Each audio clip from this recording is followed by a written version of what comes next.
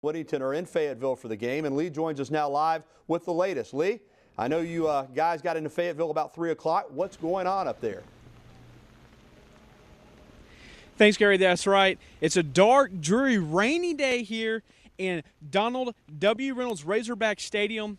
But tomorrow, the forecast is supposed to be a little bit better for game time. And I called up earlier with the crew, the SEC Nation, and the guys say if this weather continues to hold up for tomorrow, pay a special attention to the turnover battle.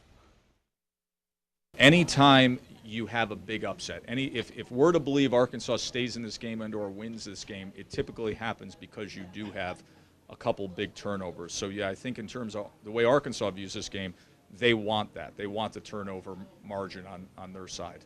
Chances of turnovers increase, and both of these teams put emphasis on that. So they'll be going for strips. They'll be trying to create situations to put these offenses in third and long to force passes with heavy, wet footballs. So, I mean, it can be an advantage or it can be a disadvantage. And, of course, Alabama had 2 turnovers last week at Ole Miss in the 23-17 defeat. And so Nick Saban, you know, all this week in practice, they've put extra emphasis on ball security. Well, that's all right now. Reporting live in Fayetteville, I'm Lee Smith, WVUA Sports. Back to you.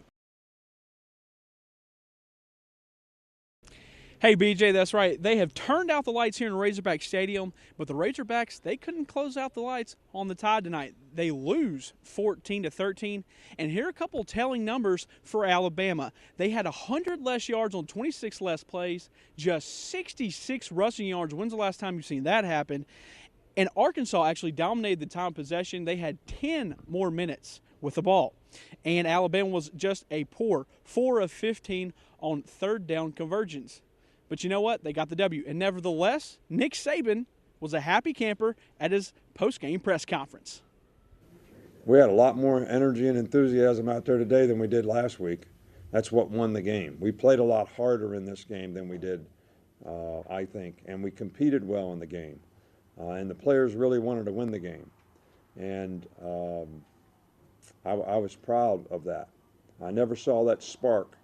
You know, we played at Ole Miss more like a team, in my opinion, that was almost trying, when we were ahead, we were playing too much like a team that was trying to keep from getting beat, rather than being aggressive and, you know, going out there and making plays and doing the things you have to do to win the game.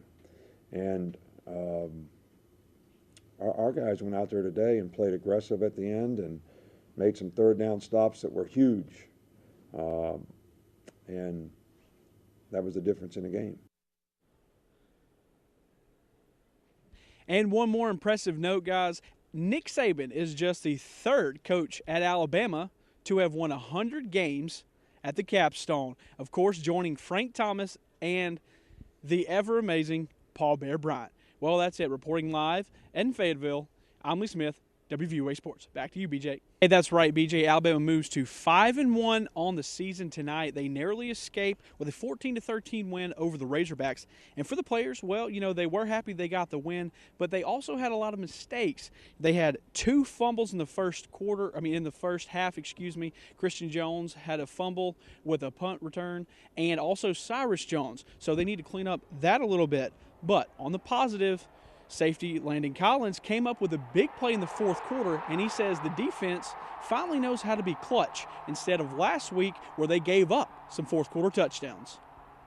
It's great. I mean, it shows what our defense could do. You know, they say is that we're going to fight into the clock at 0, and that's what we did, and that's a fantastic win for us. No doubt. When you win these close games like that, you see all the hard work payoff that you put in for this kind of games. You know, these 110s we run over in the summer, all that extra hard work we put in, and that showed up tonight. We were the tougher team at the end, and that's why we won. I think my leadership was much better.